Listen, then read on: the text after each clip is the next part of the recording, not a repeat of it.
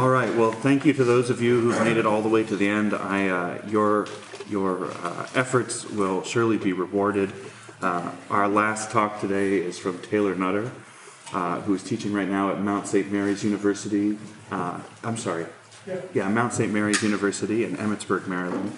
I've known Taylor for the better part of a decade, and I learn from him every time I get the chance to talk with him. So today he'll be speaking on Beyond Preservation, Laudato Si, and Structural Injustice. If you'd welcome Taylor with me.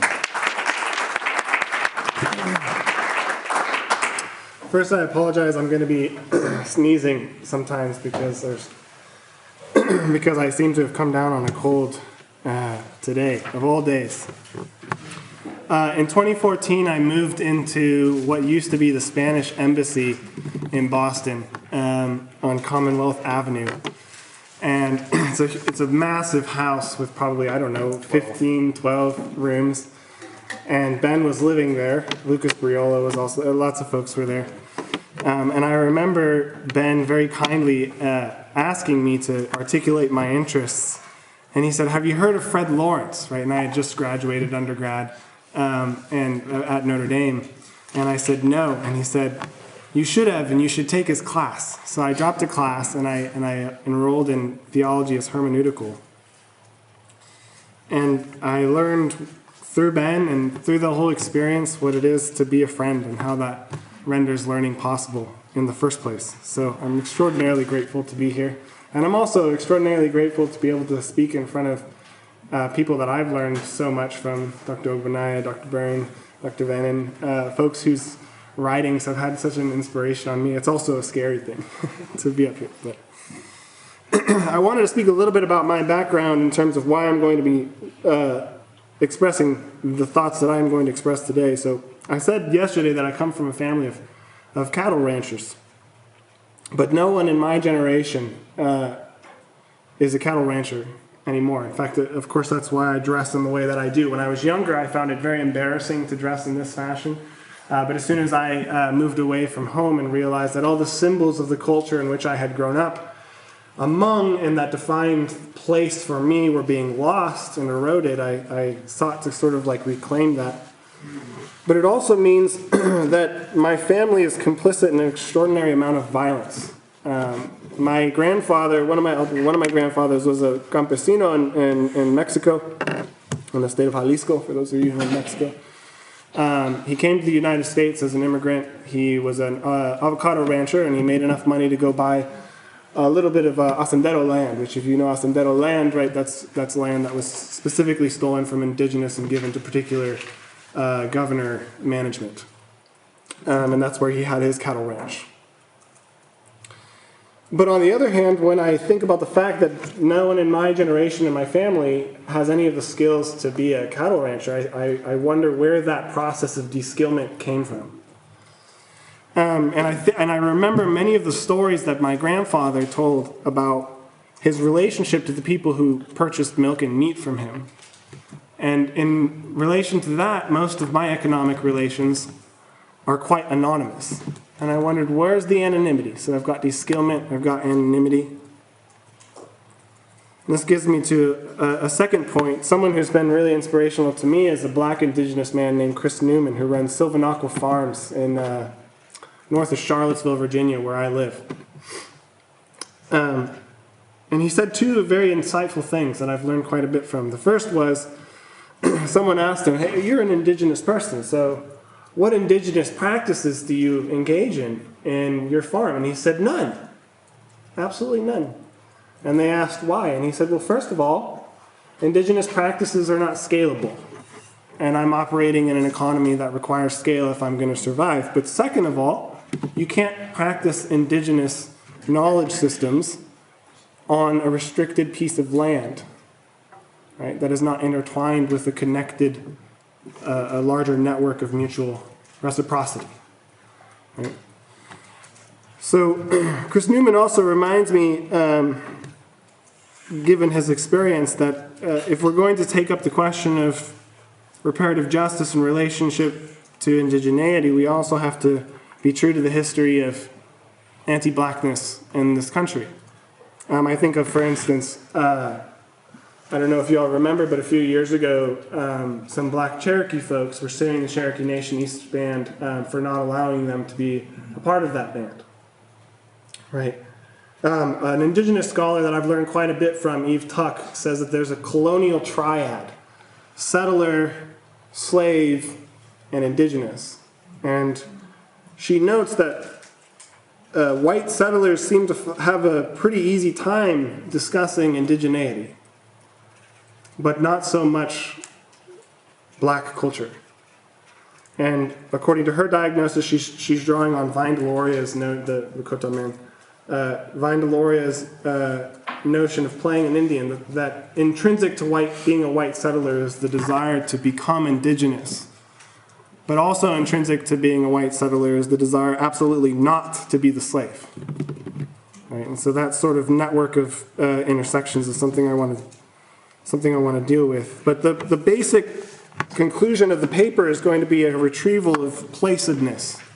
And so I'll say, yes, land back, sovereignty for indigenous communities, reparative justice for black communities in this country.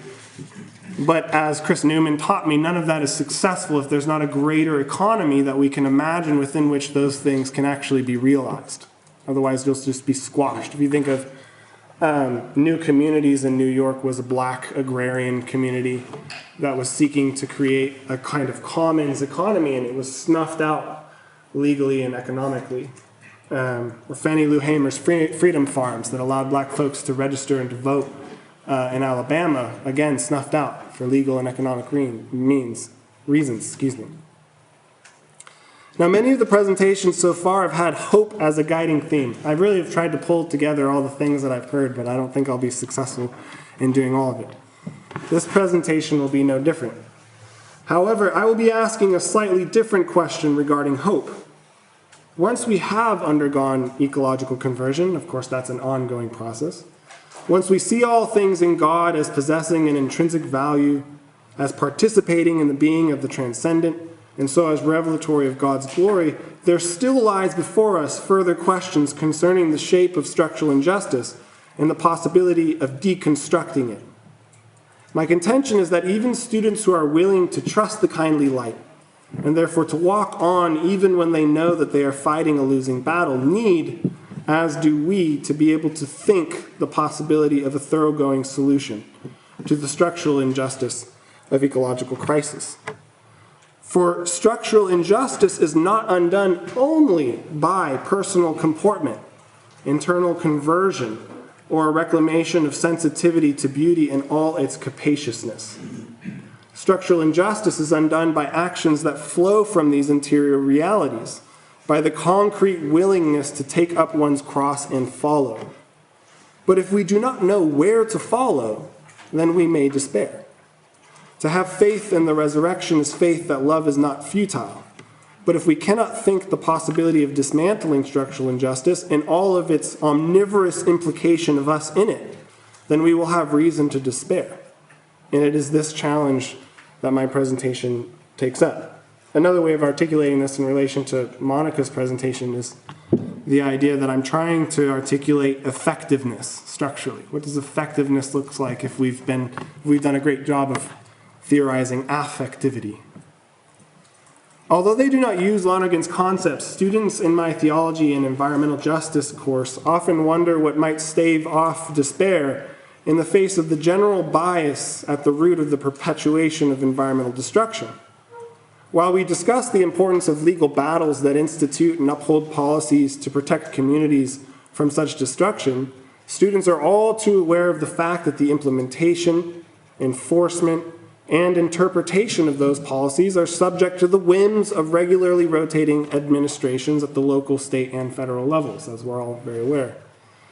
Moreover, and this is for me a sign of hope, students are increasingly unconvinced by the argument that the internal logic of an economy defined by the profit motive and by competition will incentivize innovation that produces genuine solutions. For on the one hand, many students intuitively recognize that the short-term interests of corporations, who must meet the exigencies of the growth imperative determining the shape of market economies, seldomly align with the long-term conditions of human and more than human well-being.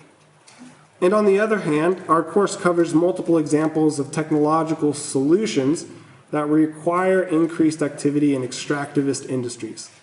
Industries that have historically entailed the super exploitation of and violence against the most vulnerable populations who possess the least economic and political negotiating power. As Pope Francis has affirmed many times, the paradigm that has produced structural injustice is not the paradigm to solve it.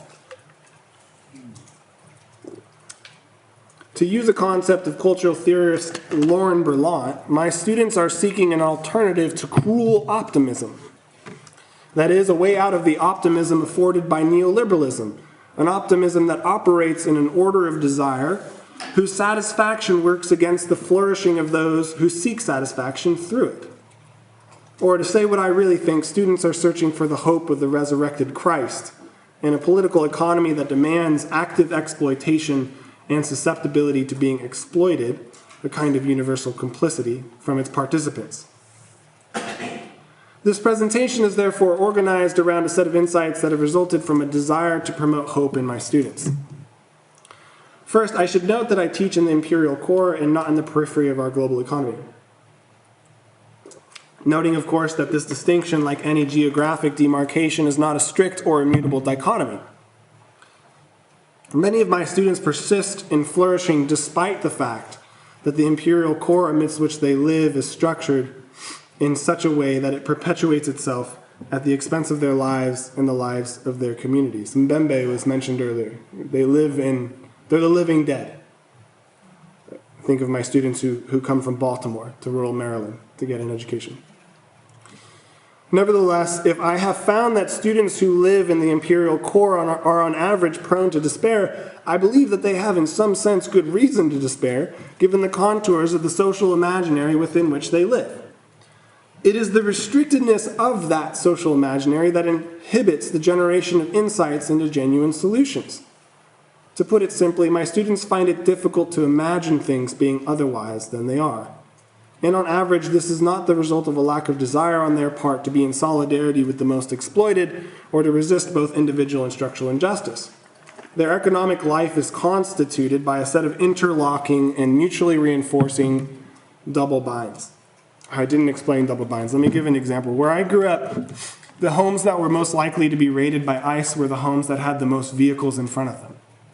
And this is because, of course, those homes were lived in by folks who were immigrants and who had to work away from home, usually very far away from home, and each individually had to have a different job. Now, that meant that these folks lived in environments defined by quite a bit of toxicity, and they were not unaware of the fact that they were, to a large extent, the cause of that toxicity insofar as they owned and operated so many cars, right? They're not unaware of this. And yet, what are they going to do? A double bind. So, for instance, my students suffer deeply from what Pope Francis calls rapidification. Mobility is one of the metaphors fundamentally governing their living. Upward mobility, many of them, if you ask them, why are you here at the Mount? Upward mobility. As a result, displacement is their reality. Thus, while students tend to voice concern regarding invasive species, and so to enthusiastically squash a spotted lanternfly any chance they get, when my wife, linguistic anthropologist Taylor Gillum, invites her students to name the species outside their classroom window and distinguish among natives and invasives, they are for the most part unable to do either. To be able to do such things, students would need to inhabit practices whose temporality is other than the temporality of their own daily practices. As it is, the exigencies of their lives conceal much of the concrete, dynamic set of diverse relations that comprise the ecosystems amidst which they live.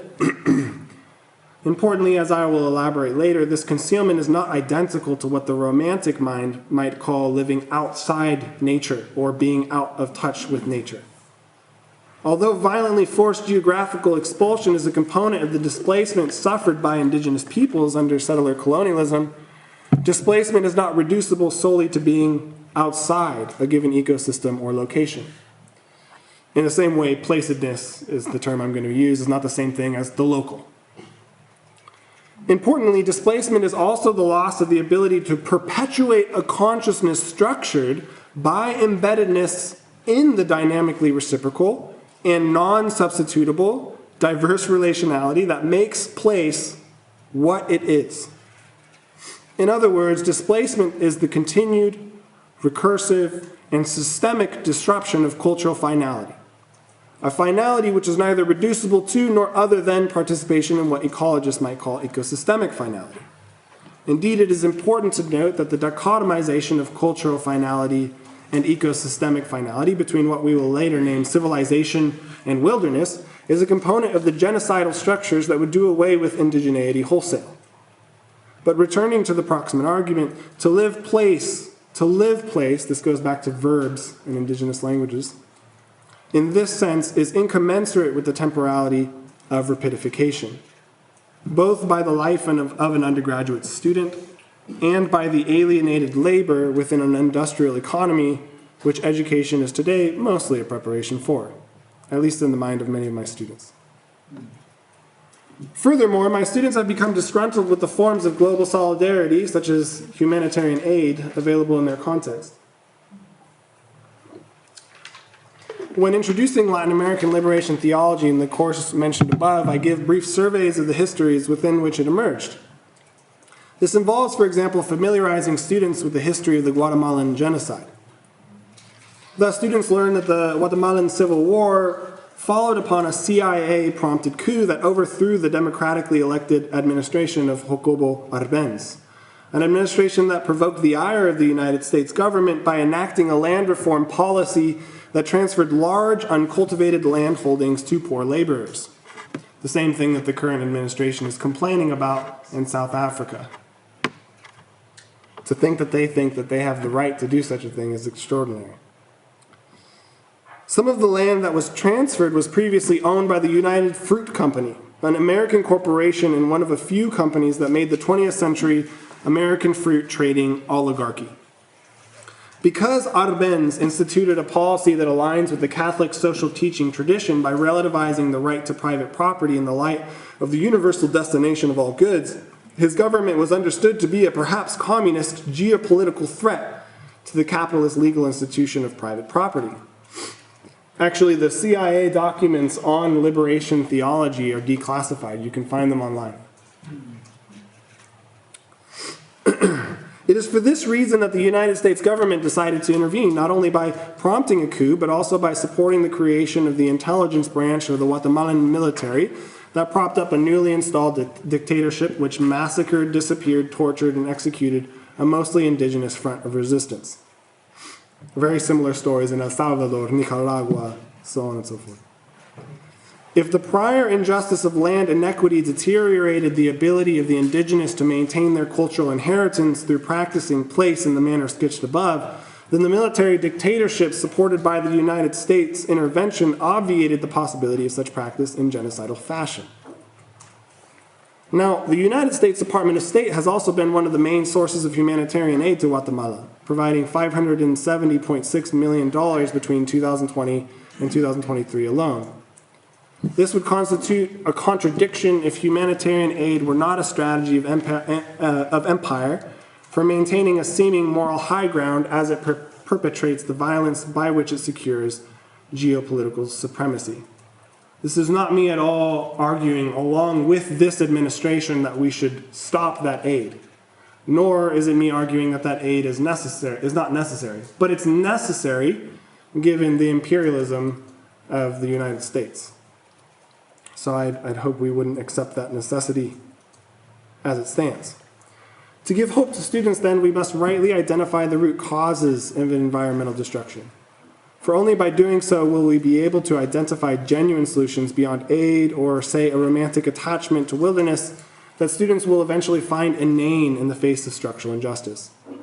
After all, solutions to environmental destruction that are reducible solely to a greater appreciation of the beauty of wilderness and a sense of being most oneself in it participates in the settler colonial erasure of indigeneity by imagining that it is possible for the settler to become indigenous, to play the Indian, again calling on a phrase of Vine Deloria. And it is this erasure that has led to contemporary decreases in cultural diversity that parallel decreases in biodiversity. For if ecosystems are diverse, then humans can live well in them only by having their cultures be in some sense isomorphic, that is, diverse, alongside them. Thus, identifying genuine solutions to environmental destruction must involve unpacking in what sense the technocratic paradigm is unidimensional, violent in relation to diversity, and why it has a leveling effect on culture. For that unidimensionality consists in part of the fact that the scientific method, as popularly conceived, and we'll get to that in a second, is determinative of modern plausibility structures and their effects in social institutions. Pope Francis makes the same point by affirming that, quote, the method and aims of science and technology have become an epistemological paradigm which shapes the lives of individuals and the workings of society, end quote. While the Pope is here referencing the technocratic paradigm, I would add that the technocratic paradigm is a sociological effect of what Lonergan names the imaginative synthesis, that is the mechanistic or Galilean worldview. Right? He uses both in Insight. This worldview imagined wholes to be comprised of parts whose relations are governed without remainder by classical laws. The mechanistic worldview is therefore founded in an understanding of abstraction that Lonergan terms impoverishing rather than enriching. In other words, one can imagine a system to be comprehensibly grasped by analogy with the machine only if one considers the act of abstraction to result in an impoverished replica of what one experiences. The social systems of the technocratic paradigm are therefore grounded in impoverished abstractions that do not comprehend the dynamic, reciprocal, non-substitutable, and diverse relationality constituting ecosystems in the full way that traditional knowledge systems do. By traditional knowledge systems, I here mean those knowledge systems that are not other than the lifeways that practice place in the sense defined above. Within the technocratic paradigm, knowledge production is deemed authoritative if it bears the definitive markers of the mechanistic worldview. One of those markers is the idea that the really real is exhaustively accounted for by primary qualities, the quantitative characteristics of matter and motion. This is because the archetypal image organizing the imaginative synthesis named the mechanistic worldview is, of course, the machine. Thus, if the mechanistic worldview defines objectivity as an already out there now real, imagined in terms of an impoverished machine replica, then objective knowledge must be isomorphic with, or at least analogous to, the structure of an imagined machine.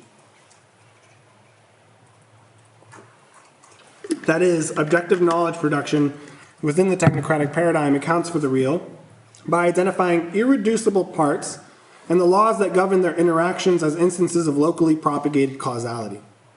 Any knowledge production, or set of insights whose imaginary correlate does not bear at least a partial family resemblance to the machine, is marginalized within the technocratic paradigm as not accounting for the really real and only speaking to the culturally relative or the personally subjective. This seemed like what was being described in relation to African religions. The engine driving this rejection of knowledge production that cannot be imagined in mechanistic terms is the fact that the archetypal image is affect-laden. For power in our world is organized around this image. For centuries, progress as a value, and this is not progress in Lonergan's sense, has been articulated in terms of symbols organized around the image of the machine. Think, for instance, of competitive individualism and the meritocracy with which it correlates. This is significant because the mechanistic worldview is reductionist in such a way that it cannot account for finality. That is, it cannot account for what Lonergan names the operator that directs the emergence of higher integrations. That operator in human intelligence is wonder, what Lonergan names being become conscious of itself in its upwardly but indeterminately directed dynamism. If wonder is restricted to the bounds of the mechanistic worldview, then intelligence will not grasp finality within ecosystems and will therefore be unable to promote it. We can therefore specify the bias at the root of the technocratic paradigm as in part the restriction of wonder to the bounds of an impoverished machine replica of the real. However, there is much more to be said about this bias, insofar as it delegitimizes non-mechanistic epistemic paradigms. Most importantly, for the purposes of this talk, traditional knowledge systems are delegitimized. For example, let us consider the role of the mechanistic worldview in modern political philosophy and economics. More than half a century ago, political scientist C.B. Macpherson, who Fred Lawrence introduced me to, showed that inconsistencies in the political philosophy of Thomas Hobbes can be made sense of if we acknowledge that his theorization of the state of nature presupposed as natural the behavioral patterns of humans acting within a possessive market society. The adjective possessive here refers to what Macpherson names the possessive individual who competes with other individuals to get and to have more. That's a reference to Plato's Planectane in the Republic, the tyrannical drive. Lost my spot. This focus on the individual as the atom whose interactions with other individuals make up a sovereign automaton is unsurprising as a component of Thomas Hobbes' political philosophy, given the fact that he was a mechanist. Indeed, as Gregorio Baldin, historian, has pointed out, Hobbes was inspired in his political philosophy by the physics of Galileo. And although Adam Smith, the great theorizer of possessive market society, was resistant to a mathematization of economics that would be akin to Galileo's mathematization of physics, he still undertook his investigations by way of a methodological individualism. A resolutive compositive method that defines a system by breaking it down into its component parts, analyzing the nature of those parts, and deducing the system from the interaction among parts made possible by their individual natures. Now, since proof of this is beyond the scope of this presentation, I will only quote Smith's contention, expressed in his theory of moral sentiments, that, quote, in the great chessboard of human society, every single piece has a principal motion of its own. Of course, one can also think of the invisible hand as a mechanistic expansion of the individual actions of the atoms. All of this amounts to the fact that within modernity, authoritative knowledge production regarding political economy is decidedly mechanistic. This fact about which ways of knowing were and are deemed authoritative within modernity plays an essential role in the genocide of indigenous life in the Americas, Turtle Island. As is perhaps obvious, the capitalist legal institution of private property, property owned and disposed of by some to the exclusion of others, is a concrete corollary of the political philosophy of possessive individualism. As political scientist Barbara Arnile has argued, John Locke's articulation of the right to property is consistent with those of 17th century defenders of English colonialism. This makes sense, given that Locke was secretary to both the Lord Proprietors of Carolina and the Council of Trade and Plantations. It is well known that in his two treatises of government, Locke argues that one has a right to the private appropriation of that land with which one has mixed one's labor. When one has thus done so, then one has the right, according to Locke, to enclose that land from the commons. Importantly, though, the only labor that was legible to Locke was a matter of, quote, cultivation resulting in improvement. The sort of improvement evident in English agrarian practices. Thomas Jefferson famously took this up in his own agrarianism and was one of the reasons why he was so keen on appropriating the Mississippi Valley, which of course later became one of the hubs of slave plantations in the United States. Such cultivation and improvement were, from Locke's perspective, lacking in the indigenous peoples of the Americas. Consequently, they did not yet have a right to the land on which they lived because they had not yet attained the industriousness of the English peoples. To Locke's mind, indigenous Americans exist in a state of nature because they have not yet created a genuinely political society. This notion is one of the historical sources of the ecological Indian stereotype, a progenitor of the later environmentalist idea that to work for the good of nature requires that wilderness be preserved untouched, as it was preserved untouched by indigenous Americans who lacked industriousness. According to this diagnosis of contemporary ecological devastation, the basic problem is one of degree and not of kind.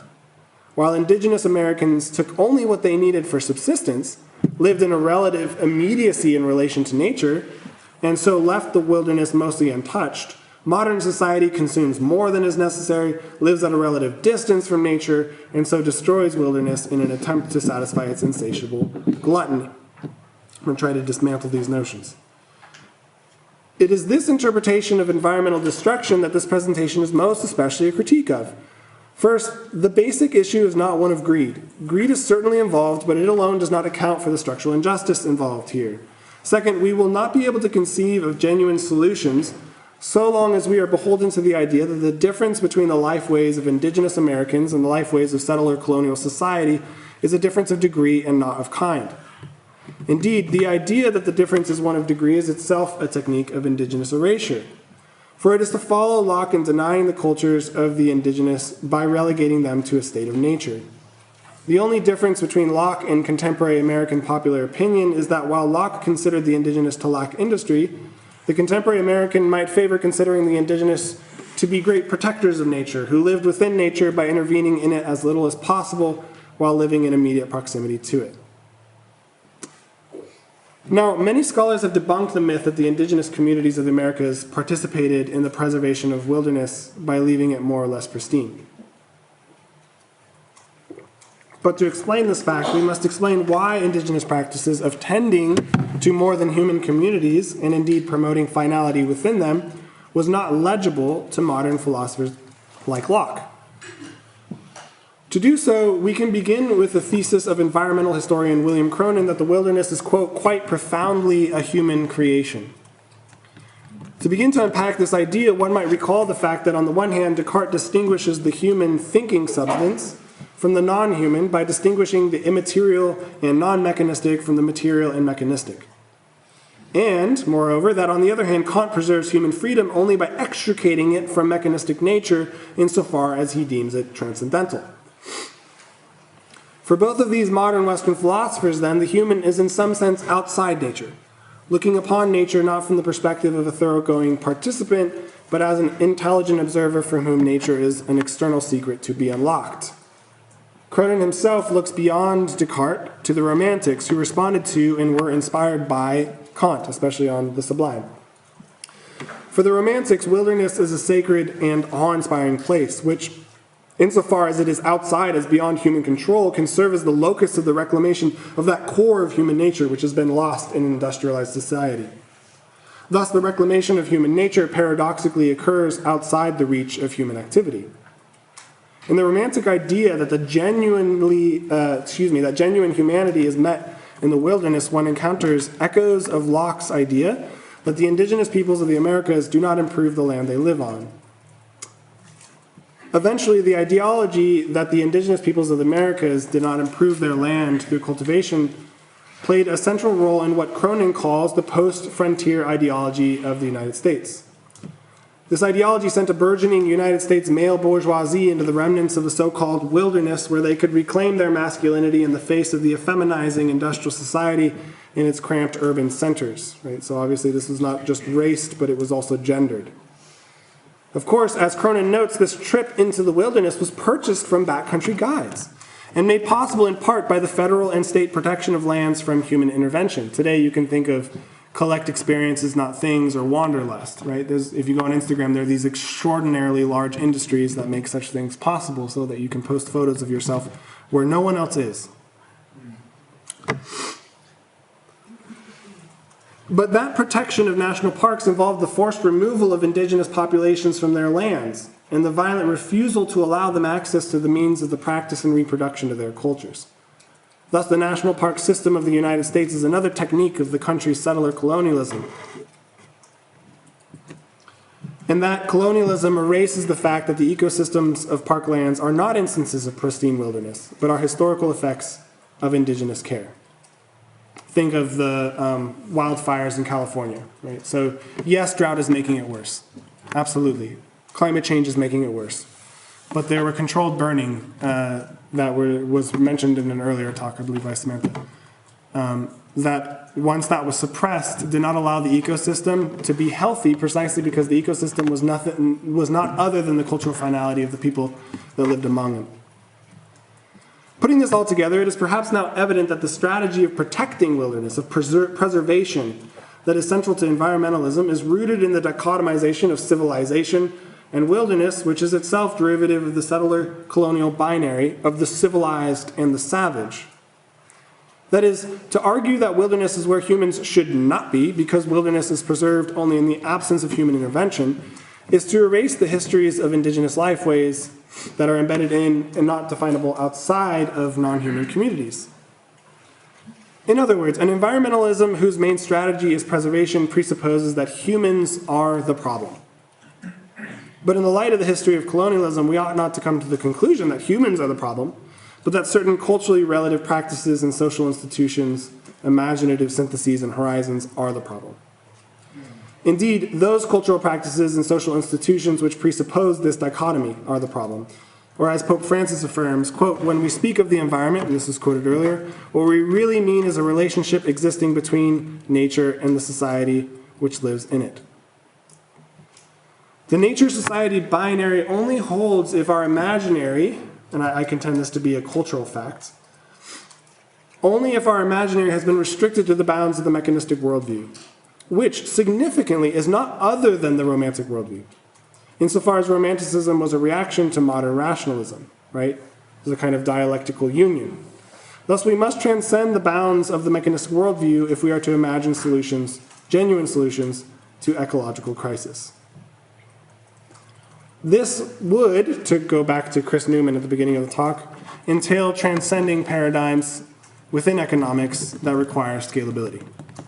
But before we turn to scalability as a sociological effect of the mechanistic worldview, we must explore one further sociological effect of methodological individualism, the enclosure movement. Enclosure movement will give rise to scalability, historically.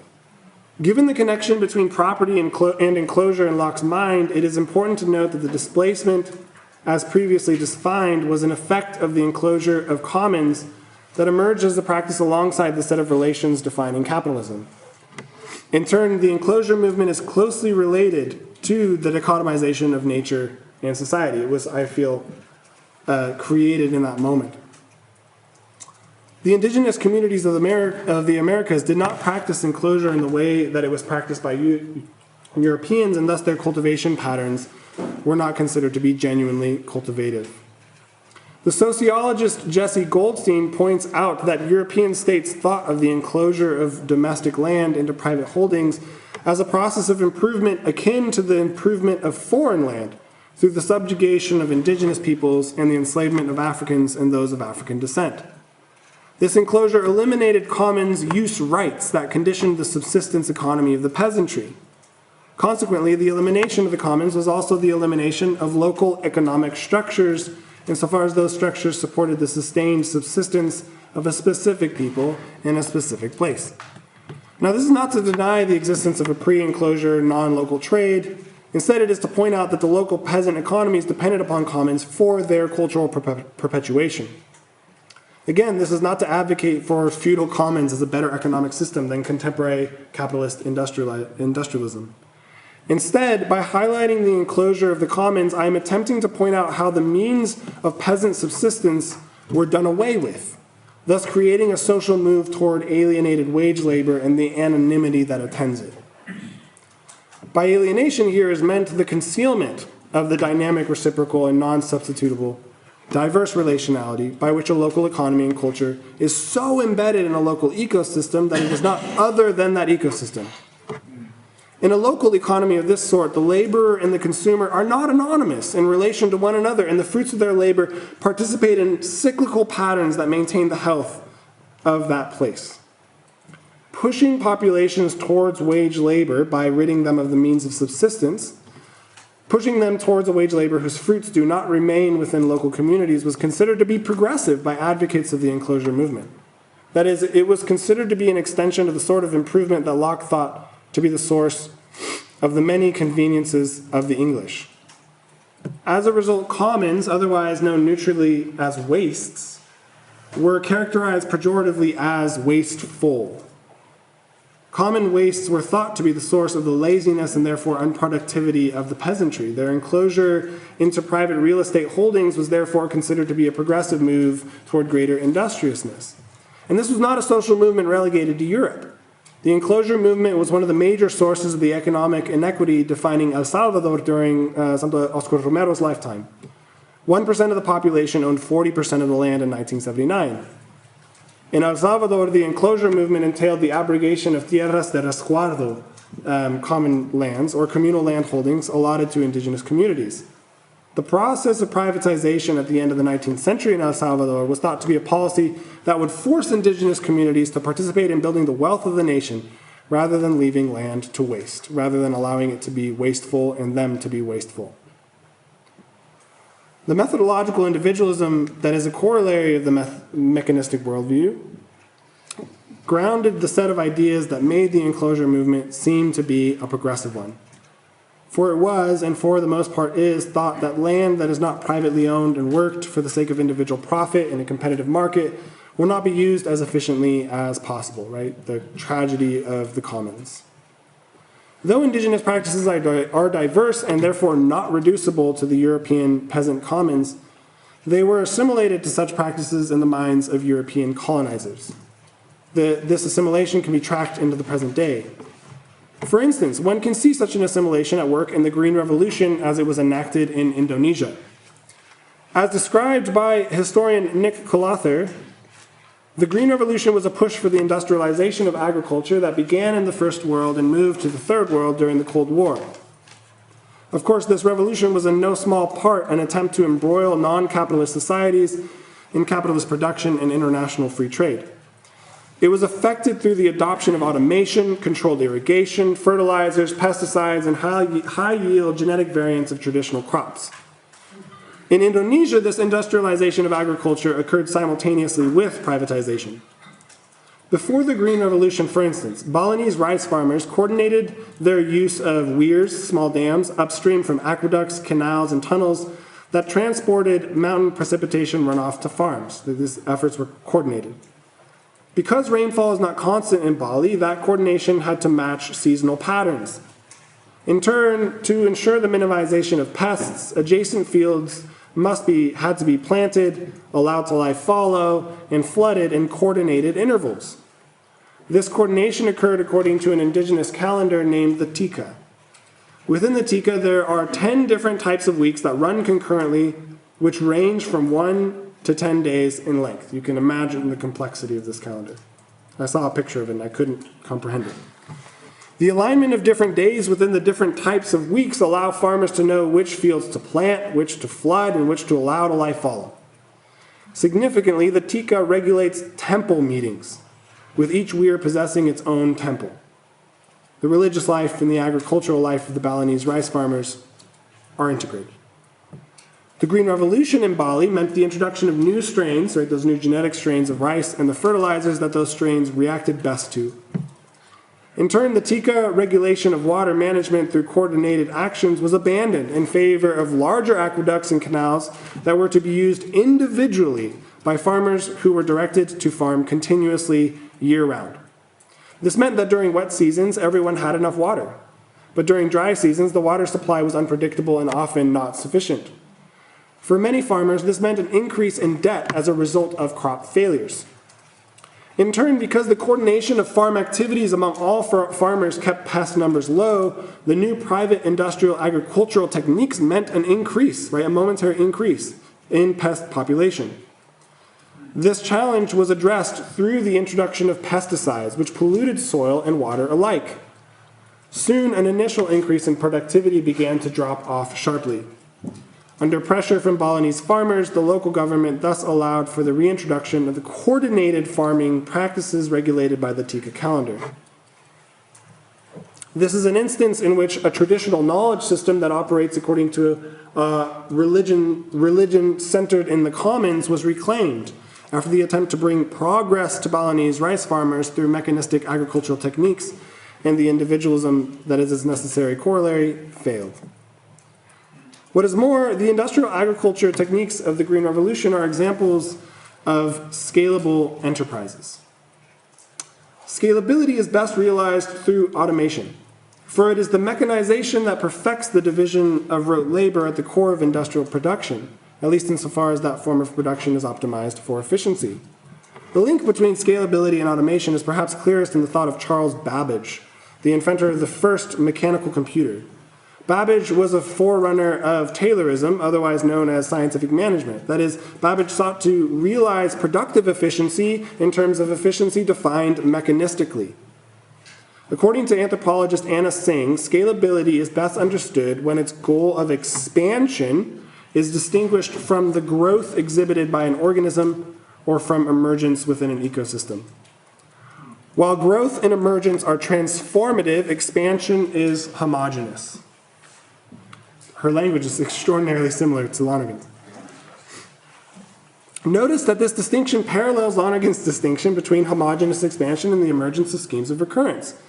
Singh defines scalability in terms of the goal of expansion. In turn, she defines expansion as increase without change in the elements or procedures involved, right?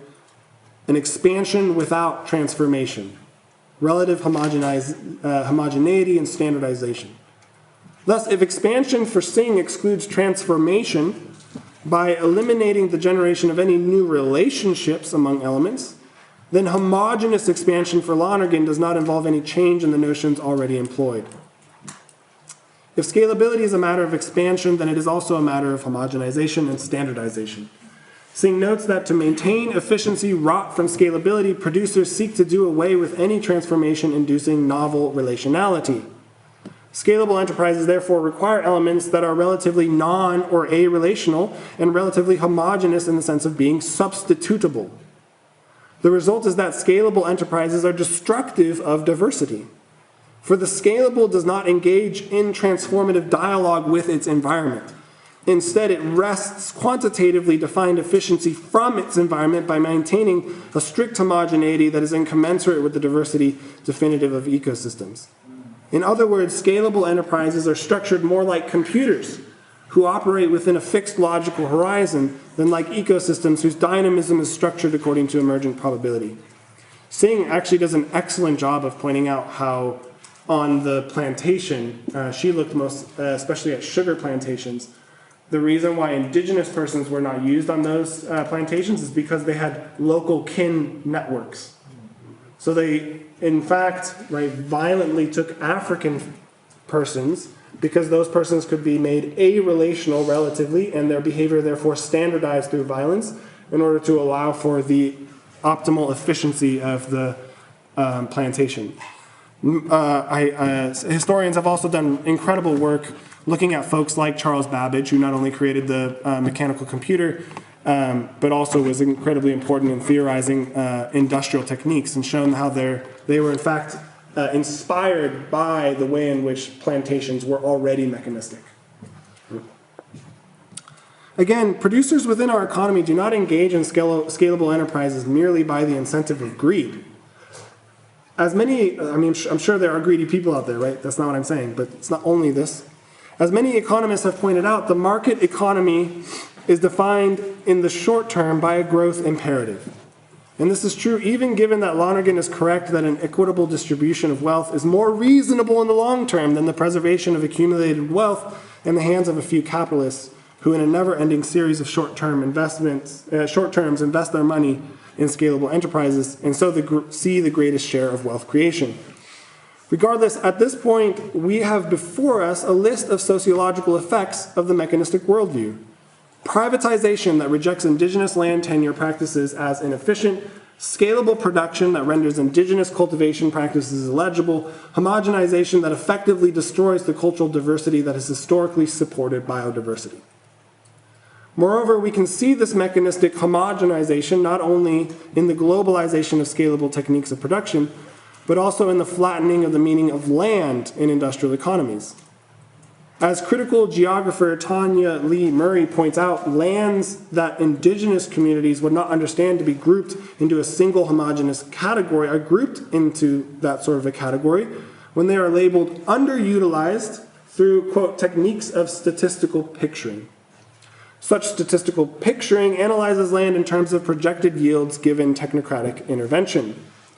As the name suggests, this statistical picturing presupposes quantitative analysis as the unique means of arriving at an objective determination of the value of a specific plot of land. It's this very logic that was at the basis of the recent, I guess the last decade's worth of land purchase booms globally.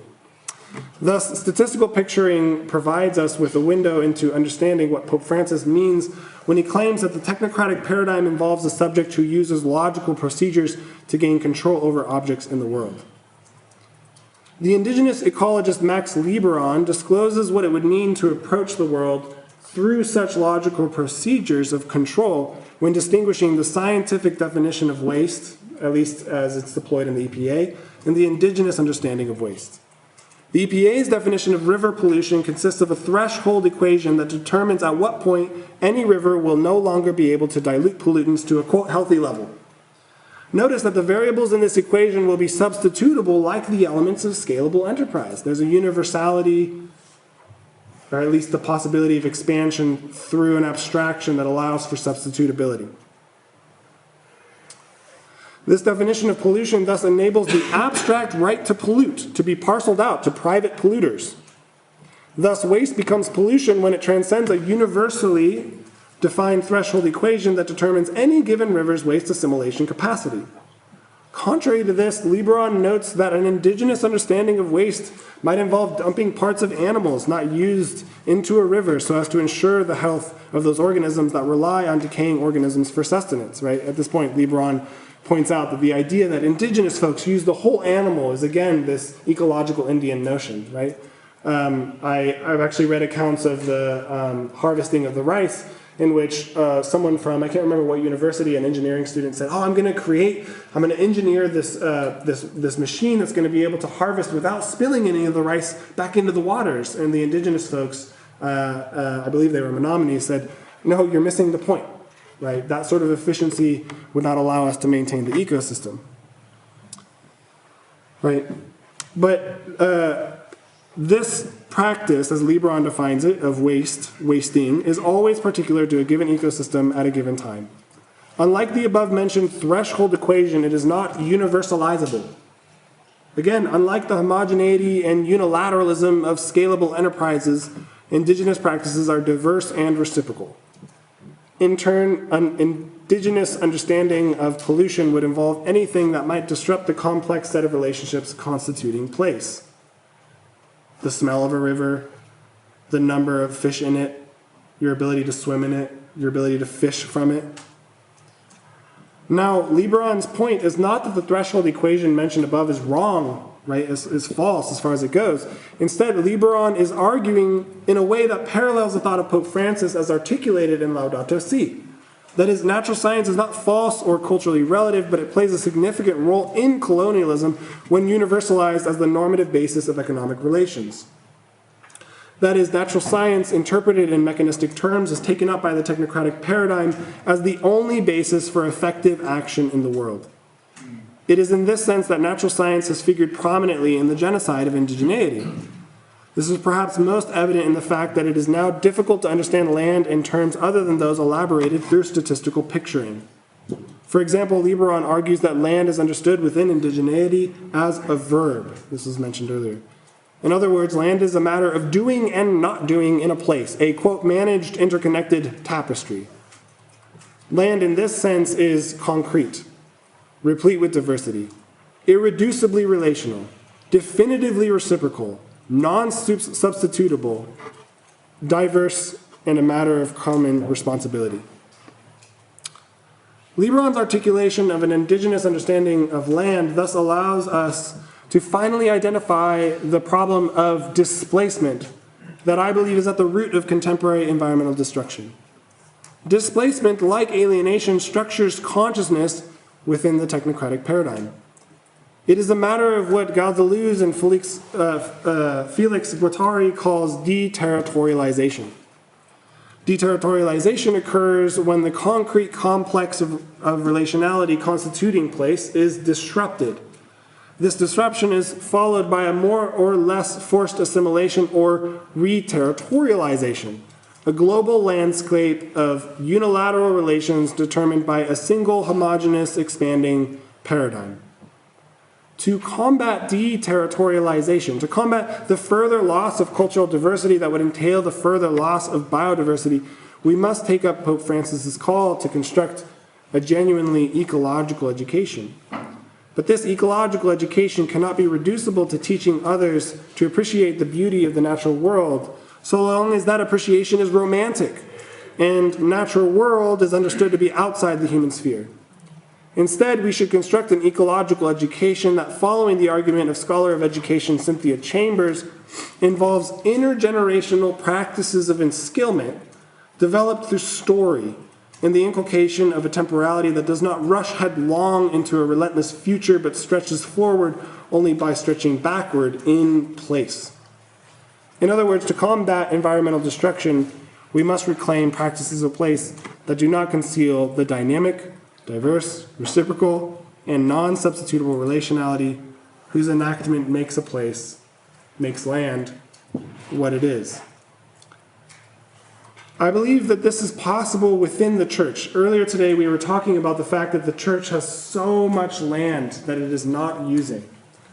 So of course we need to support reparative justice here in the United States for black communities, sovereignty and land back for indigenous communities, but that alone will not solve the problem because it will not create the context, the greater web of integration and mutuality that would support communities in genuinely resisting exploitation at the hands of a capitalist economy. And I think we already have models for this in the church. The comunidades eclesiales de base that have been mentioned a few times throughout this colloquium. These sorts of grassroots efforts in places like Chiapas, Mexico are already lived, are already providing examples within the Catholic Church for how we might avoid homogeneous unilateral scalability and take up the sort of diverse relationality that would allow us to be true allies of the most exploited. Thank you all. Thank you.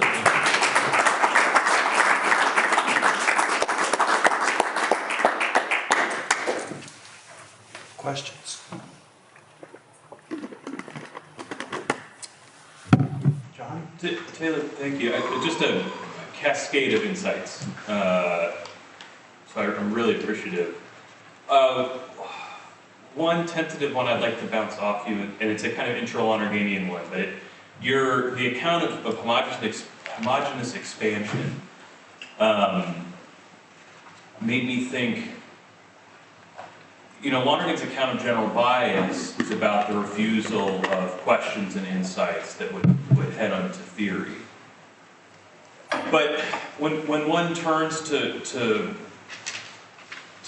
what I've talked about earlier is praxis, where one returns to the concrete from the theoretical frame. Lonergan says you still need at least one more insight, if only to know which theory applies to this concrete circumstance. And I wonder if, in touching on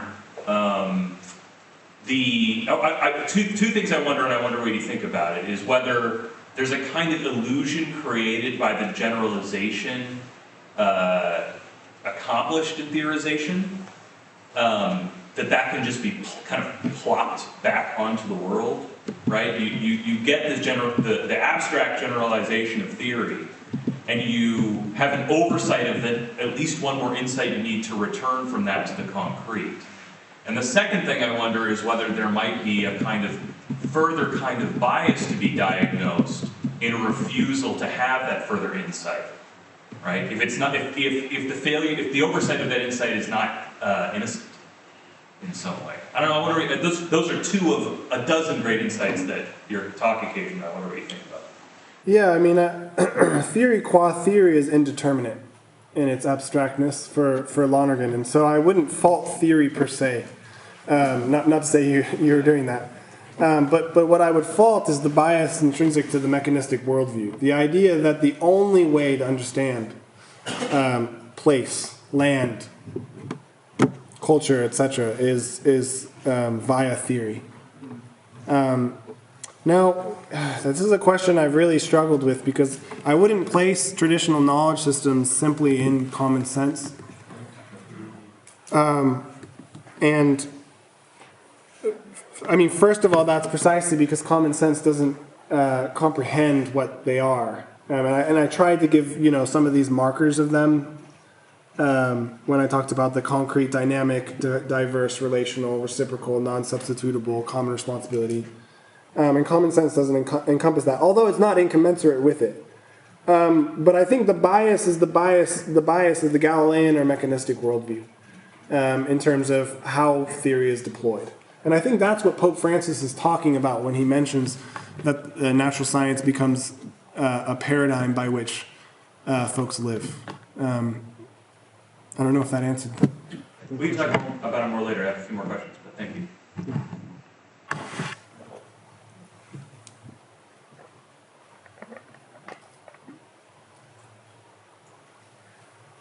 Pat?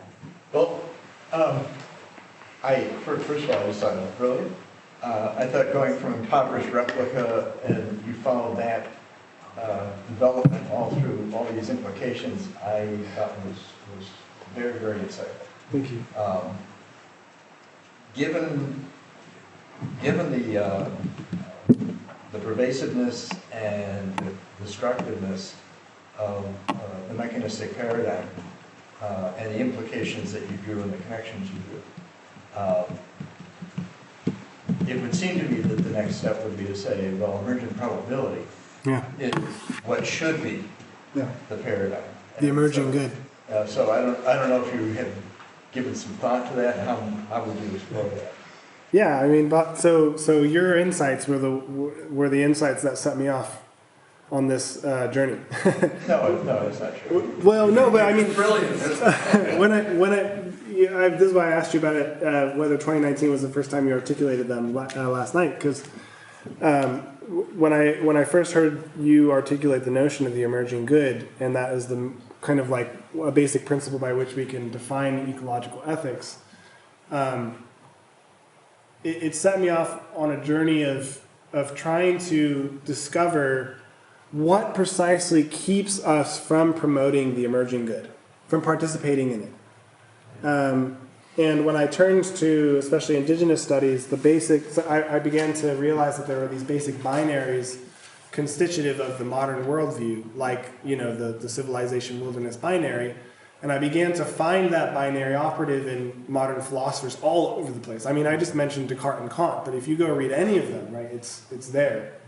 And of course, I could just stick with Descartes and Kant. What Descartes and Kant precisely can't give you, I mean, this is obvious with Kant's notion of teleology and nature. He can't give you emergent probability because he's working with a Newtonian conception of nature.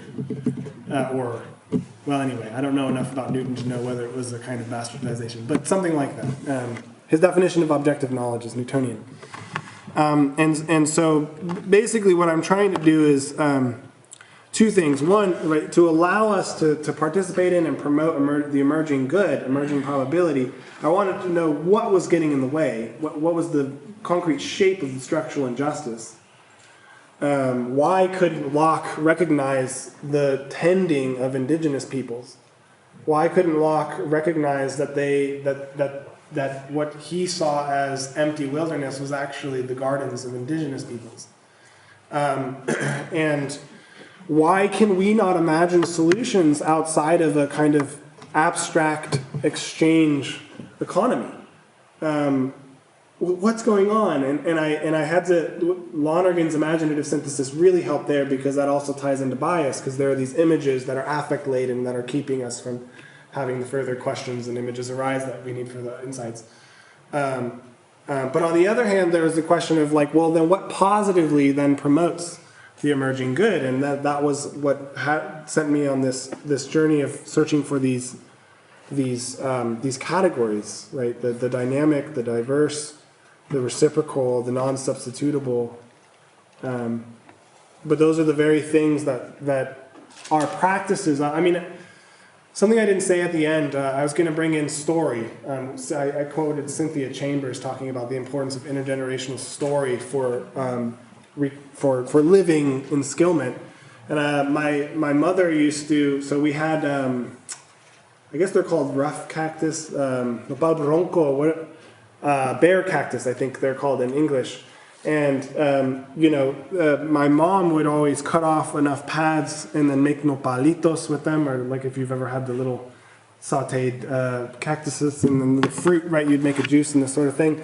And she'd always tell me about how her mom didn't, it's interesting because the Mexican culture she grew up in is very patriarchal, but it was actually her father who taught her all these things rather than her mother. And she would always tell me about my grandfather and all the, somehow he would do charreria, right, rodeo, and so somehow like rodeo stories would be tied into making nopalitos, but then it would also play a role in how we knew that my mom didn't take all of the pads to allow for regeneration and these sorts of things. And then like to this day, right, I don't live in a place where there's that type of plant.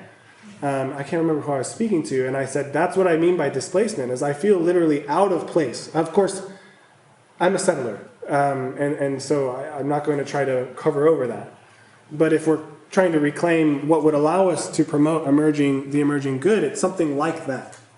It's something like liturgy, which Henry spoke of very well yesterday. That at dinner I had this great the insight that is obvious, I think, to many people, which that the liturgy is an agrarian calendar, operates according to an agrarian calendar.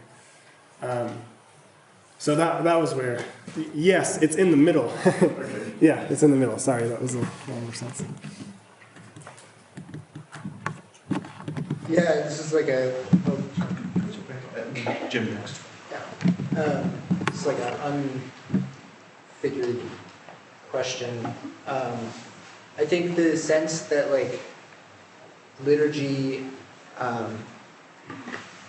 like somehow serves to place us, or something like a liturgy functions to do that.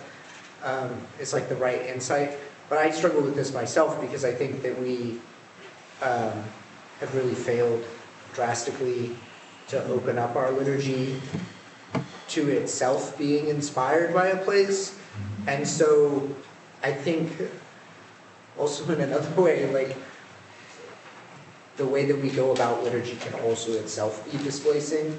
And I would have to parse that out, but Yeah. I wouldn't. Yeah, no. This has been a real struggle for me. So Vine Deloria Jr. has a book called God is Red. And in that book, he notes that in the Abrahamic faith, place does not function the way that it does in indigenous religion. And there's a kind of, this is why you find proselytization, because it doesn't matter where you are, you can be Christian. So I do think that there's a way in which enculturation here from Querida Amazonia, that Monica was talking about earlier, what Pope Francis says there about enculturation is extraordinarily important, because I think the extent to which we resist the possibility of liturgy being displacing requires us to take enculturation extraordinarily seriously. Like the manner by which Ubuntu could make its way into liturgy would be the condition of it not being displacing. I thought that was a wonderful set of insights. Because I do think that there is a tendency, there's a strand, let's say. I don't know whether Vine Deloria's judgment is correct or not. It's hard for me to say. He argues very well, because he'll even say things like, look, if Jerusalem's important, it's because of a historical event. The axis is time, not space, whereas in indigenous religion, it's space. That's a challenge for, that's a challenge for, I think, us Christian theologians to think through. I've never read a convincing response to Vine Deloria's argument. I've read very few, in fact. So I haven't solved that question, but I think enculturation is the direction to go, especially as it's articulated in Querida Amazonia. Yeah, my question connects with this thread, which is like, as we think about this really conversion from homogeneous scalability to diverse relationality and place, and how this plays out in the church. I mean, you pointed to some examples like base communities. I would think of the Catholic worker as well as very much in place, and yet connected in this grassroots network from the bottom up. What about synodality? Does synodality play a role in recovering in placement, like ecclesially, or are there limitations to synodality? Like, for instance, has the process of the synod at a parish level really engaged in like, something like bioregionalism at all. Right? Yeah, like in South America. Yeah, no. This is a great question. I feel that in some ways it helps and in some ways it hurts. So many of you are probably familiar with the Zapatista revolution in southern Mexico. Well, of course, many of those folks are Catholic, but there's a particular group that I'm interested in called Las Abejas de Actial. And Las Abejas they're a group of non-violent Tzotzil Mayan people. And before they make any judgment, they form a synod among themselves, and they fast and they pray. They were massacred for this, actually, in 1997. About 50 of them, including some young women who were pregnant, for their support of the Zapatistas. Now, the issue with that, so where that came from was Bishop Samuel Ruiz, who was actually the moderator between the Mexican government and the Zapatistas. So he created an initiative. So he was asking, how is the church here going to be enculturated? And he said, you know what I'm going to do is I'm going to create a Mayan diaconate. Hundreds, right? And so he did it. And, the Vatican was not happy about this. And he did it through a series of local synods. So he's cooperating with other bishops, right? So that synodality is extraordinarily productive of justice and rooted in solidarity. But then on the other hand, there's a question of like, who is represented in the synod? Who's speaking? Who's heard? That might look different in Rome than it does in Chiapas, Mexico. Yeah. So in response, I would want to say, if we take synodality, the sort of thing that Samuel Ruiz enacted, yes, exactly. And in fact, like, I feel that if local parishes could realize these, non-capitalist economic relations, it would have this extraordinary effect. And synodality would have to play a role in that, right? Communities determining through communal organization the sets of relations that they will abide by there. It's just that Pope Francis' synod on synodality, it has to reach every part of the church. And there's a lot of resistance, I feel, to that happening. Stephen, your question.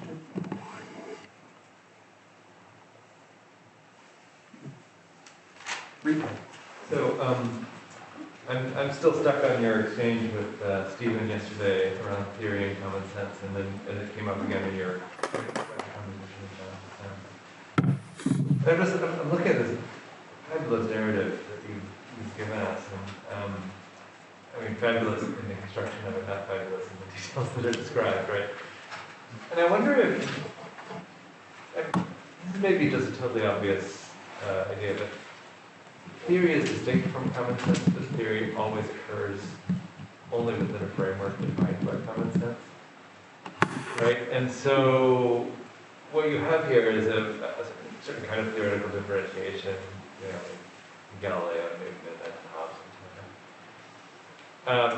that then defines a new common sense that makes whole other ways of living invisible, right? I mean, your persistent question around Locke.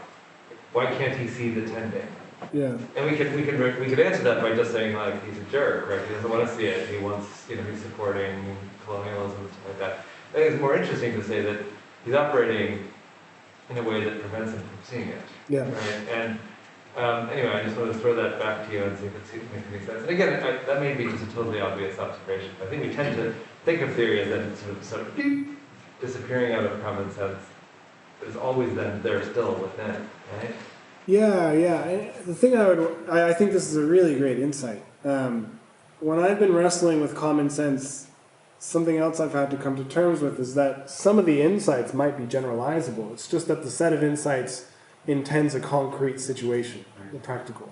For sure. And so in that way, it seems to me like this is why, of course, the scientific community, although what it's developing and verifying is a set of theories, its activities, not its methodical operations, but its kind of social operations are going to take place within the purview of common sense. In Lonergan, I think you were pointing this out. Lonergan says this in Insight.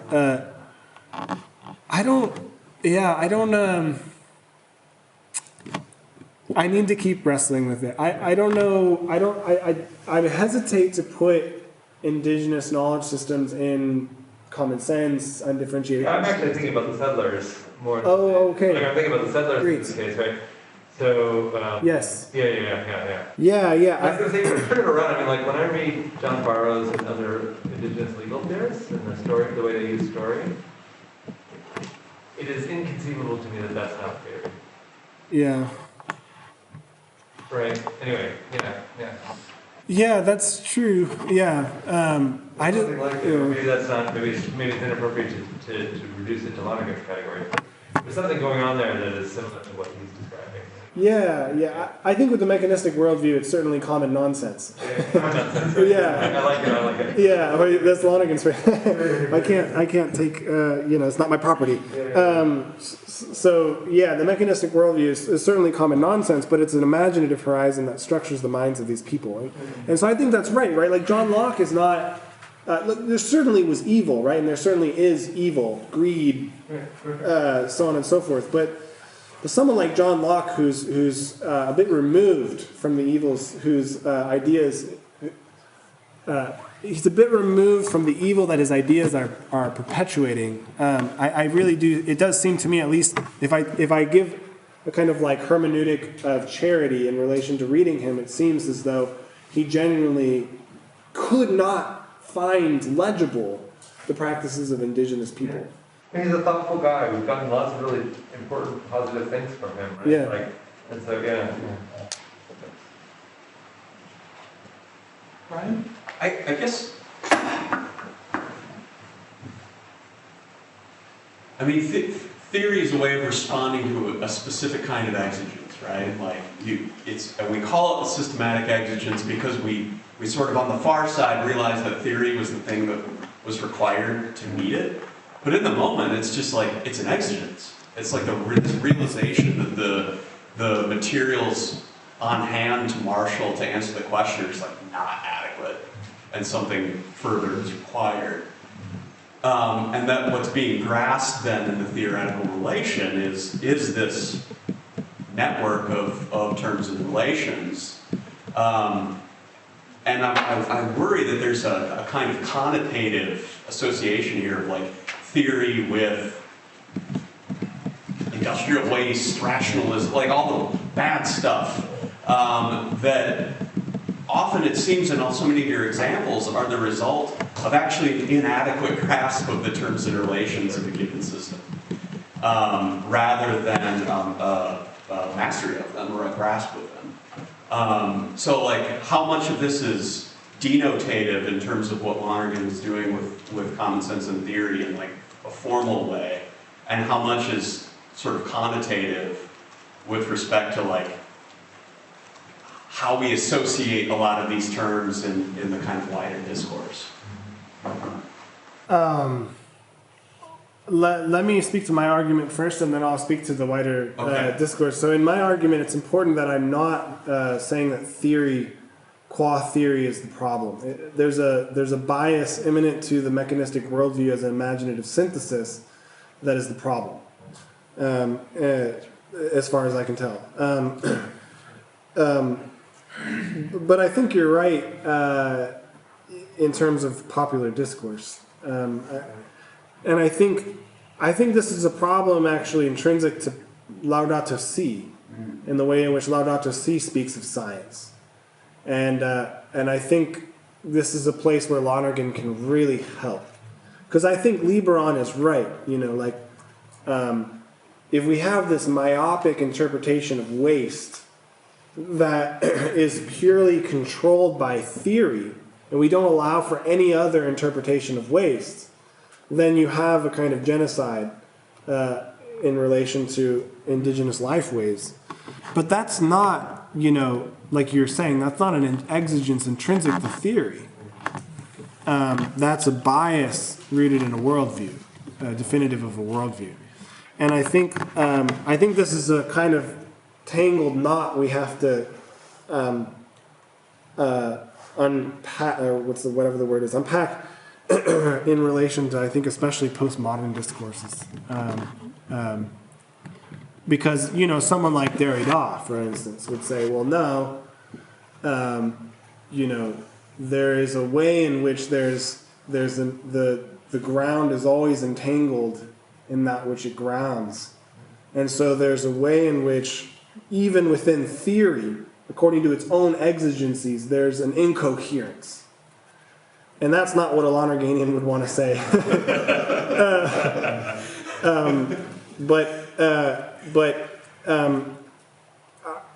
What's interesting is I find this is interesting. I find many indigenous scholars in indigenous studies will draw on phenomenology. Will draw on Heidegger especially. Libron draws on Heidegger quite a bit, but very few draw on Derrida when articulating indigenous knowledge systems. Now, what's really great about this is I feel like Derrida is an excellent resource for articulating the incoherence of the mechanistic worldview. Like incredible. Like if you want to analyze hegemony as it's operative in modernity, Derrida, I mean, yeah. So can I return to my question then in light of what we just, because I think I can ask it more clearly now. Do we have time? We're way over, I don't care. All right. I mean, maybe I should just say, the conference ended 25 minutes ago. Okay. So if you need to leave, please feel free. I'm not getting in the way of this.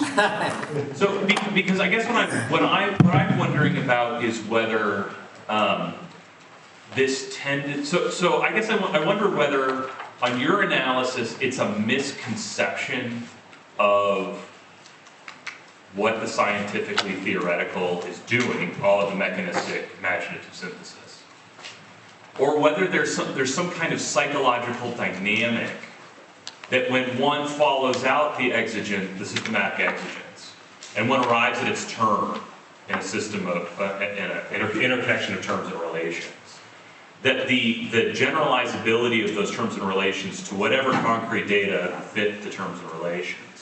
I just wonder whether if the problem here, or maybe it's both, it has to do with a misconceiving of scientific theory, or if there's just a danger lurking in getting to that term of system and thinking it liberates you from having to deal with the concrete again.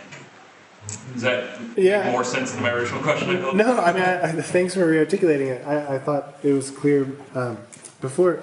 I mean, my thought is that no, like inattentiveness to the concrete is not an exigency of theory.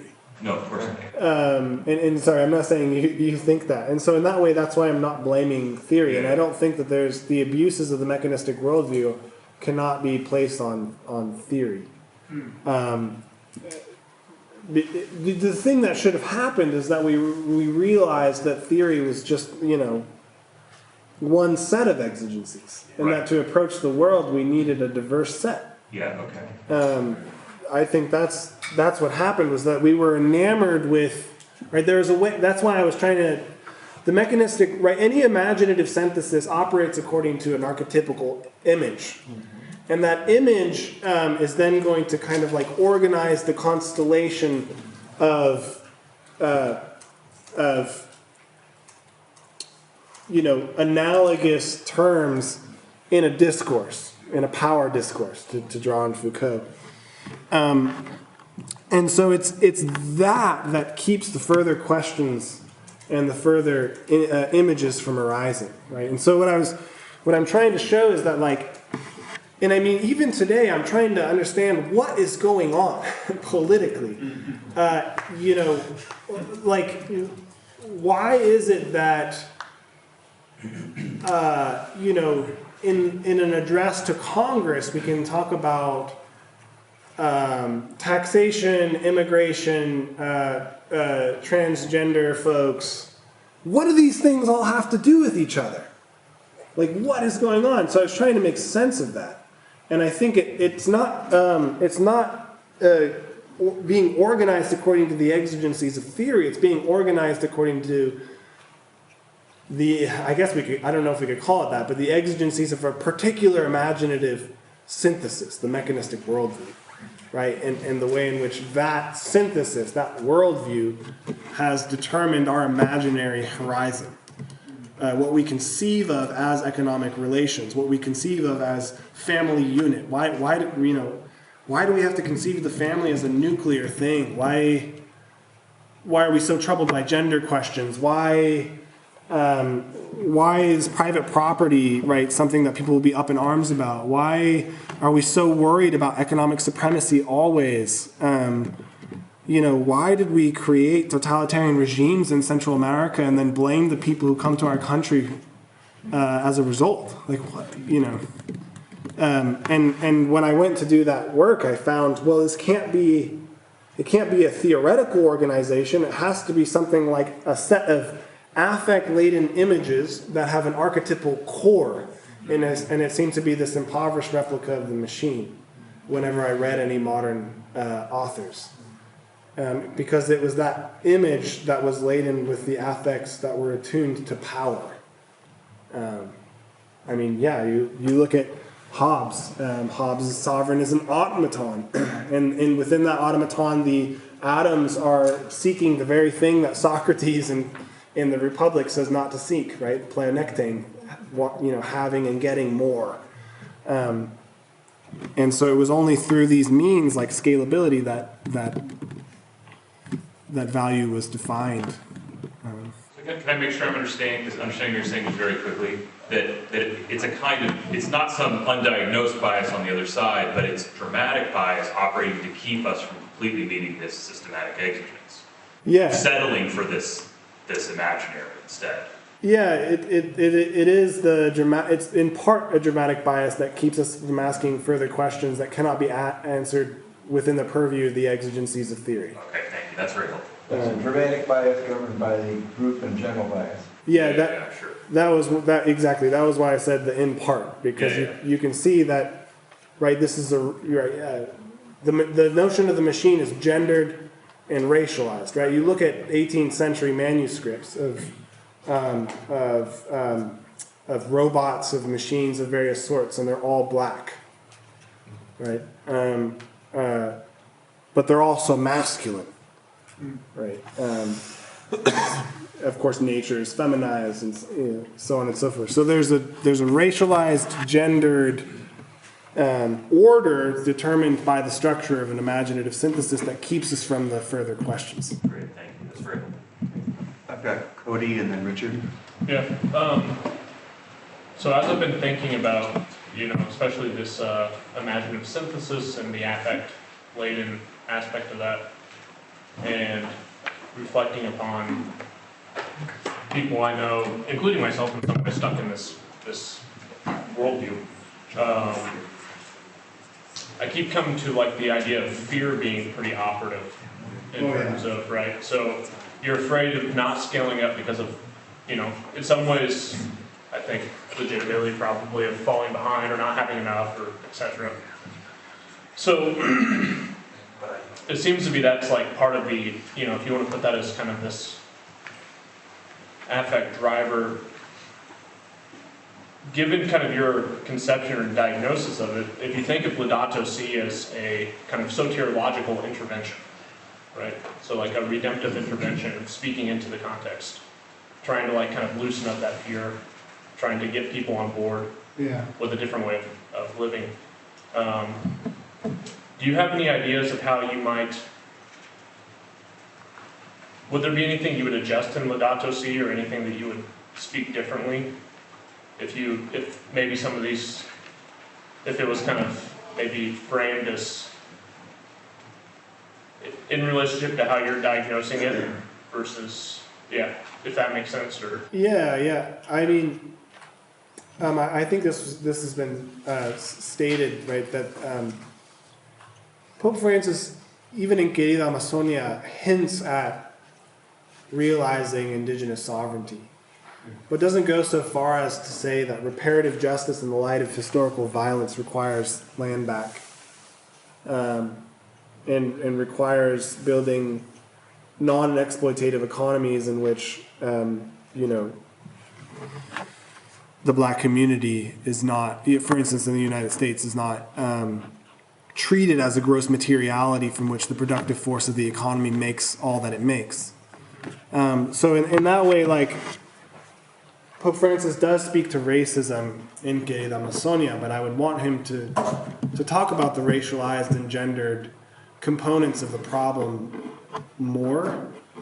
I mean, I could also push Pope Francis a little bit on what he says about science in the way that I kind of noted, but also, I mean, in a context where I'd want to give like charity in interpretation, I think Lonergan gives us the tools maybe to say what Pope Francis is trying to say. But then I guess speaking about the final thing would be a matter of making it very clear that it is local parishes, local dioceses' responsibility to build these kinds of networks of relationality, so that those other things, land back, reparative justice in relation to the black community, can be realized. He mentions, non-scaled local agriculture, but that's not yet, right, the dynamics of diagnosing scalability and discussing alternatives and then saying that there's a kind of mandate that resources at the local, diocesan, etc., national level should be put in that direction explicitly, in the creation of base communities. So those would be the things that I maybe want to push. But I mean, I can only think what I'm thinking, given that Pope Francis wrote what he wrote. Right, exactly. So It spontaneously occurred to me just a moment ago that we need to wrap up, so I'm going to give the last word to Richard, or the last question to Richard, and then we'll have some final remarks and wrap up the day. Thank you, Taylor, and everybody. This conversation is just really, really great. So you answered some of my head's questions about the role of affect relative to concept. So your affect-laden concepts, and the bias was a mechanistic bias. So the role of affect, and then you just, in the prior answer, you were tracing that to power. Yeah. I think that's a very helpful kind of, I encourage you to keep thinking that through. I mean, so I'm just trying to think what's the relationship of affect to conceptuality? How would you then purify? What are the necessary conditions within the human being to purify that conceptuality, to avoid it? Turning as, and maybe we're going to have a tendency, the way we're structured in our finitude towards power, there's always the desire to overcome our helplessness, empowerment, and that leads to conditions of domination. So, and the tendency maybe in the West towards practices of domination. So this was ripe in the West for this kind of affect-laden. Anyway, that's a lot. I mean, there's a lot that you're sparking in my mind. So any comments on any of that? You don't have to answer all that, but it'd be helpful.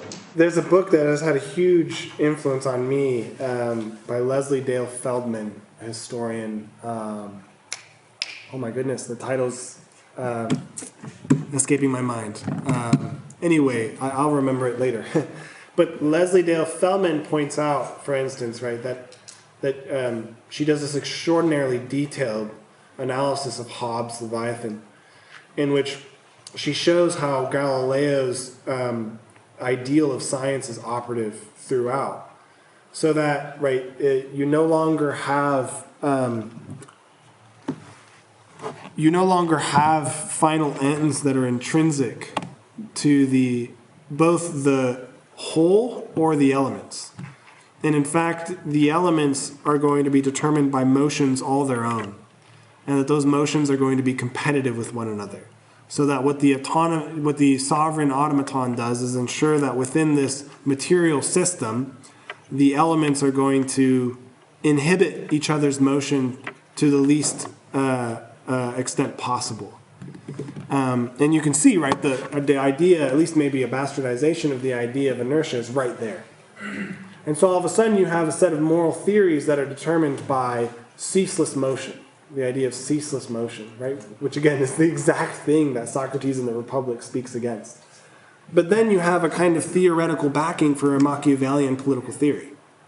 And then you have modernity. So I think what you're saying is, yeah, I was trying to work out a kind of, just like Foucault, discursive analysis of power. How exactly is it functioning? What sort of images are operative? And on the Lonerganian side, right, the concepts are expressions of acts of understanding. But the acts of understanding won't occur if the images are so affective laden that they're not going to allow incommensurate images or problematic questions to arise. Right? So power then isn't questioned, right? And this is like when you get this run rampant, you get a kind of general bias that says like, well, what else are we going to do? If you don't participate in scalability, you die. Something like that. And that's not false. That's the problem in our economy. That's not false. But there are enough of us within the ecclesial communities, both within Christianity and other religions, I think, that we can live the realities in solidarity with one another and say there are alternatives, and we don't have to accept the cruel optimism of a neoliberal paradigm. So anyway, yeah, power within modernity was what I was trying to work out. How does it function? How's it organized? So on and so forth. Small potatoes. Won't you please join me in thanking?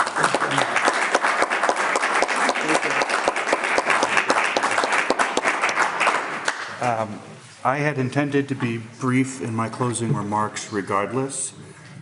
This has only reinforced that imperative. I do want to give John Heaps, if he has just a moment, I'm sorry for not giving you more heads up, John. John is organizing next year's colloquium, and which is focused on philosophy, on the area of philosophy, and so I'd like to give him a chance just to say a few words. Yeah, this will be short because I'm just at the very beginnings of the process of thinking about this. But I have at least settled on a topic. The title itself might change, and I'll get a call out eventually. But Lonergan's I want to focus on Lonergan's 1968 essay "Belief Today's Issue," and specifically there's a passage in that where he talks about how changes in society and in culture trouble belief and believers. And he doesn't just mean religious believers, he means belief very much in the sense that Dr. Byrne was talking about last night. So if you are a person who does philosophy or know someone who does, give them a heads up to be on the lookout and watch for an email with a call, and I hope you'll spread it far and wide. So, I don't know, is there anything else I had to mention? No? Okay. Thanks, Bill. Thank you, John. In the spirit of thank yous, I don't think I could say anything to sum up the richness of the conversations that we've had here. I'm not going to try. So I wish only to thank the very many people who made this, in my opinion, such a tremendous success of a conference. I'd like first to thank Joseph Okbanaya, the director of the International Institute for Myth and Theology.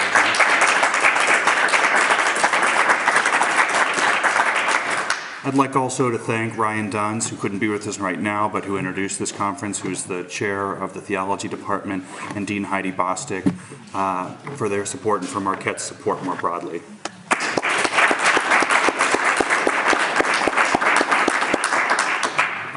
As Joseph has not failed to point out, but can't point out enough, we also need to thank Patrick Conlon for all of his tremendous work.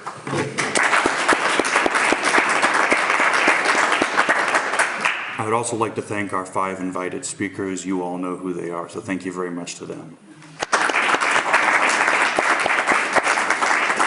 And finally, just to thank all of you who presented papers. It was an extraordinarily rich and diverse conversation, but I think everything held together tremendously, in no small part thanks to the spirit of charity that I think so many people brought to this conversation. So I'm just tremendously grateful to all of you for that. So thank you very much.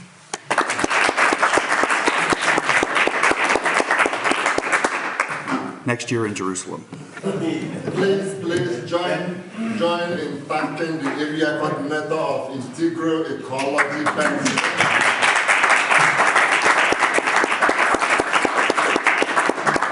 I maybe should just, oh, I'm sorry, please. What's the arrangement for getting to the restaurant? Dinner, yes. Patrick? So we're gonna go to Cafe Benelux at 7.